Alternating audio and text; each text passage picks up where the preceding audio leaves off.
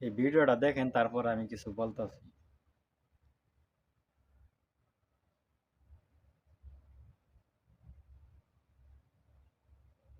যারা সৌদি আরব আসবেন বলে অনুভব করতেছেন কোনো মাজারার কাজে, মনের ভুলেও মাজারের কাজে আসবেন না। এই যেটাকে মাজরা বলে, বেড়াবুরকির মাজরা বা উটের মাজরা, যেখানে সব কিছু পালা পোষা করে, পশুপালকের মাজরা, কত গাছ বা গাছ গোছালির মাজরা আছে, কত সবজি মাজরা আছে। মোট কথা মাজারের কাজে না আসাটাই ভালো।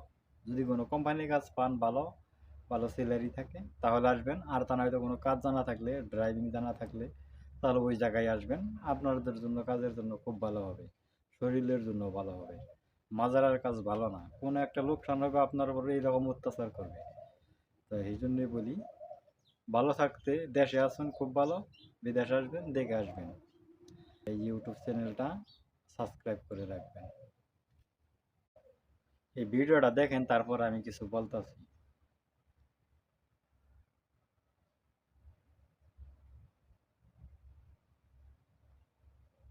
যারা সৌদি আরব আসবেন বলে অনুভব করতেছেন কোনো মাজারার কাজে, মনের ভুলেও মাজারের কাজে আসবেন না। এই যেটাকে মাজরা বলে, বেড়াবুরকির মাজরা বা উটের মাজরা, যেখানে সব কিছু পালা পোষা করে, পশুপালকের মাজরা, কত গাছ বা গাছ গোছালির মাজরা আছে, কত সবজি মাজরা আছে। মোট কথা মাজারের কাজে না আসাটাই ভালো।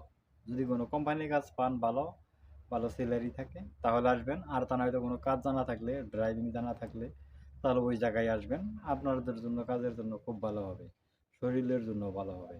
মাজারের কাজ ভালো না, কোনো একটা লোকসান হবে আপনার উপরে, এইরকম অত্যাচার করবে।